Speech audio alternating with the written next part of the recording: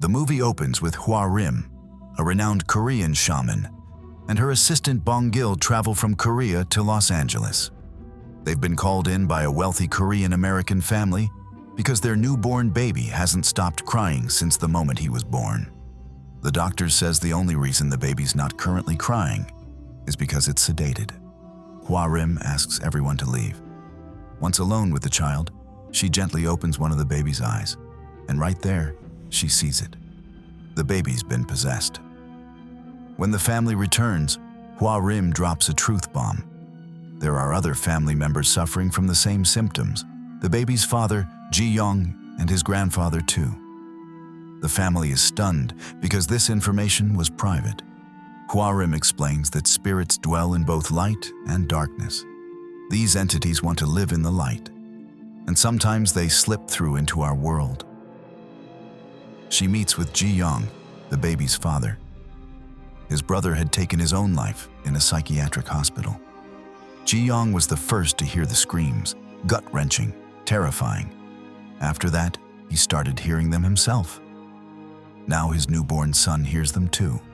Whenever Ji-young shuts his eyes, there's a scream echoing in his head, and he feels an invisible force tightening around his neck, strangling him.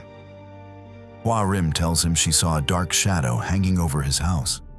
That shadow is his grandfather's spirit, what they call a call from beyond the grave, an angry ancestor stirring up trouble in the world of the living. She tells Ji-young she can't do it alone. They need professionals. She closes her eyes and says she sees the faces of two men. Kim Sang-deok is a seasoned geomancer who can tell if land carries good energy. Yong-gun is a master of traditional funeral rites. When Hwa Rim approaches them, she explains the situation. The firstborns in a wealthy Korean-American family seem cursed, including a newborn. Kim asks if this is possession, but Hwa Rim says it's a call from the other side. Kim meets with Hwa Rim's client, Ji-young. Kim asks for the grandfather's name and hometown. Ji-young makes two requests: complete confidentiality, and the body must be cremated immediately, coffin and all. Kim says they need to inspect the grave first. Ji-young's relatives are against it, but Kim insists. When they arrive at the burial site, the area is crawling with foxes, a really bad sign in old beliefs. The headstone is surprisingly plain, with no inscription. Ji-young explains a well-known monk named Gisuni chose this spot. The headstone was kept plain to prevent grave robbers. Kim says flat out, he won't take the job. After 40 years in this business, he's never felt anything like this. He senses a dark presence. No human being should be buried here. Later that night, Ji-young asks Kim about his family. Kim mentions his daughter's about to get married. She's an aerospace engineer working in Germany, nervous about the wedding. A geomancer father and engineer daughter. Kim explains both professions study the 5 elements: water, fire, metal, wood, with earth as foundation. They're more connected than people think. But Ji-young asks directly, can Kim save his son? Kim says Ji-young's still holding something back. There are coordinates carved into the headstone. That spot was chosen for a specific reason. Hwa Rim suggests doing a withdrawal ritual while moving the grave. Kim's hesitant, but Hwa Rim reminds him there's a kid suffering. That counts for something. Kim agrees. Hwa Rim and Bong-gil prepare a ritual sacrifice involving several pigs and men born in the year of the pig. Hwa Rim performs a fierce dance, sacrificing each animal. She cuts herself and burns her fingers to ensure success. Ji-young's aunt arrives, the daughter of the man they're digging up. As they unearth the coffin, one of the diggers kills a snake with a human head. Dark clouds cover the sky. A terrifying scream echoes. Rain pours down hard. According to local beliefs, you can't cremate on a rainy day. They have to stash the body in a hospital morgue until the weather clears. At the hospital, Yong-gun slips cash to the worker. Ji-young's aunt suggests moving the coffin to the family grave instead. She doesn't agree with cremation, It's her father, and she has the right to decide. At the morgue, the worker tries to open the fancy coffin out of curiosity. Meanwhile, Kim visits a nearby temple. An old man tells him about rumors of treasure in that grave. Folks said it belonged to the richest man in Joseon. Grave robbers came but left empty-handed. Their old tools are still in a shed nearby. Back at the morgue, an evil presence slips out. Hwa Rim faints, and they rush her to the hospital. Her nose starts bleeding. She warns Kim that something dark came out of that coffin. The grandfather's spirit appears at his son's apartment, who is now an old man in a wheelchair. The spirit chokes the old man and eliminates him. Hwa Rim tells Kim the spirit is hunting the client's family. They must summon it in Seoul. This spirit's been crying out for a century. Now it's full of rage and plans to visit every descendant. Hwa Rim uses Bong-gil as a vessel for the ritual. The spirit of the grandfather possesses Bong-gil and says that now that he's been released from his grave, he'll take his kids with him to the afterlife. At the apartment, Ji-young gets a call from Kim on his phone. Meanwhile, someone with the same voice knocks on his door. One's the real Kim, the other's the spirit. Kim on the phone warns Ji-young to stay away from the door and open the window instead. But that instruction actually comes from the spirit of the grandfather. It's a setup. When Ji-young obeys, the spirit takes over his body. Kim gets the front desk to open the door. Inside, Ji-young is fully possessed, acting like a soldier, swearing loyalty to the Japanese Empire. He throws up blood, stumbles to the fridge, and frantically drinks water bottles. Then he says something chilling. The fox cut the tiger's waist, while twisting his neck almost all the way around. Kim realizes the grandfather is hunting his bloodline, and Ji-young and the baby are next.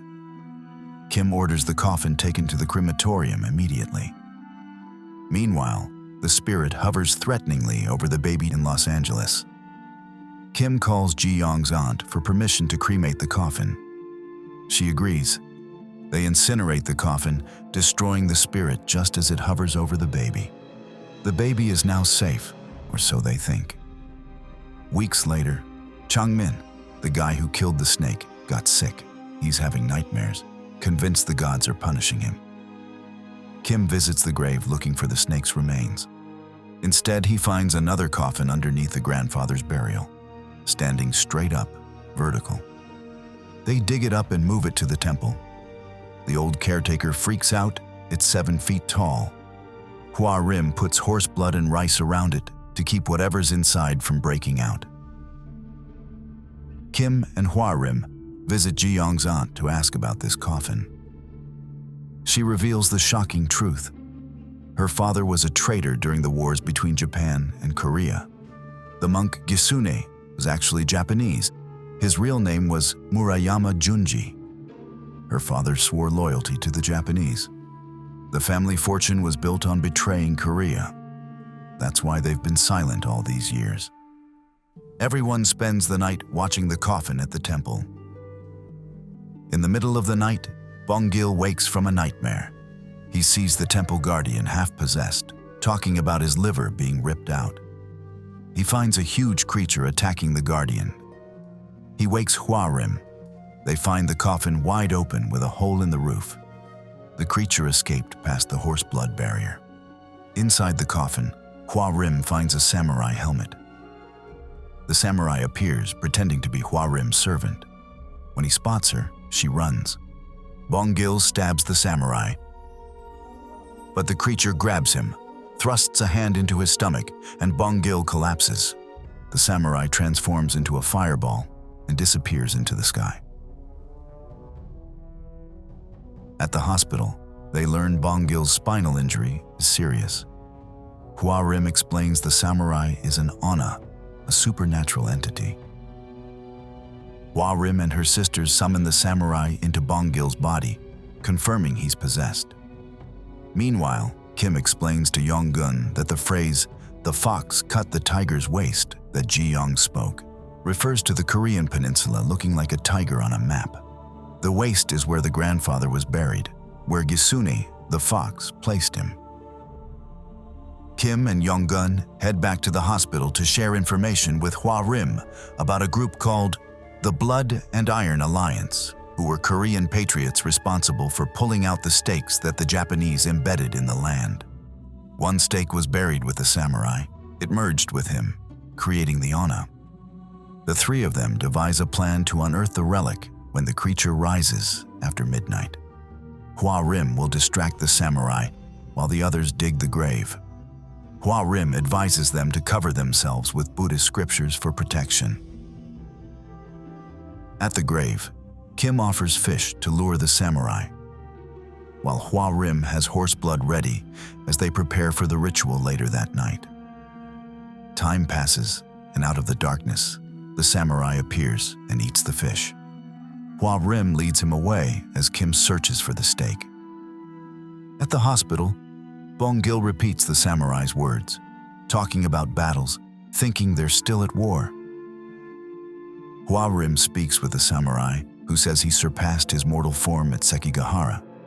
He calls himself the god of the battlefield. Suddenly, the samurai appears before Hwa-rim to attack. Her grandmother's spirit appears and stops him, letting her escape.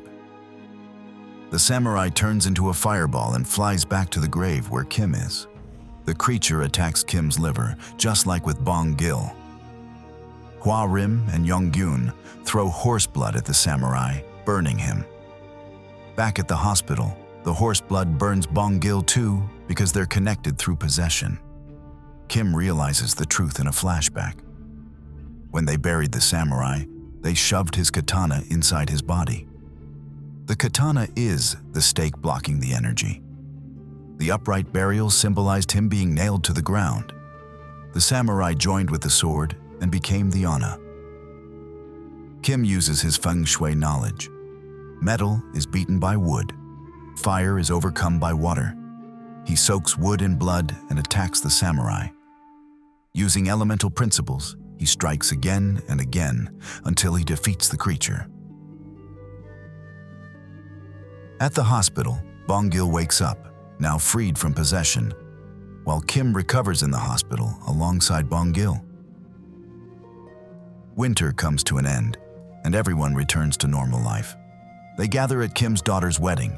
As they prepare for the family photo, Kim calls Hwa-rim, Yong-gun, and Bong-gil to stand beside him. Yong-gun says it's a family picture. They shouldn't be in it, but Kim looks at them. After everything they've been through, he sees them as family too. Exhuma masterfully blends Korean shamanism, historical trauma, and supernatural horror. The film weaves two curses together: the grandfather's bloodline revenge and the ancient samurai guardian.